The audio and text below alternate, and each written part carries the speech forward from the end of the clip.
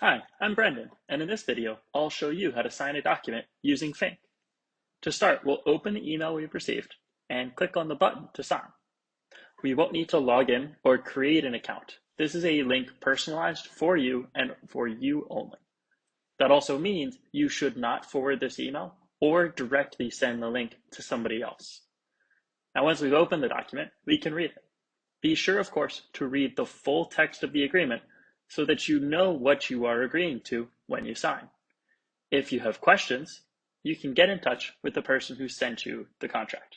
To do this, click the comments button in the skinny sidebar on the right, then type the @ sign and start their name. Then you can add the comment or question that you have for them. Now, assuming you're happy with the language provided and you're ready to sign, then you click the Sign Now button. With fynk, you have three options. You can draw a signature, you can type it in, or you can upload a picture that you've taken of a handwritten signature that you have. In case, once you've done, click Confirm and Sign. Now, we're all done. Since the other side has signed before me, I can now go ahead and download a copy of the contract for myself, or create my own fynk account and save it there.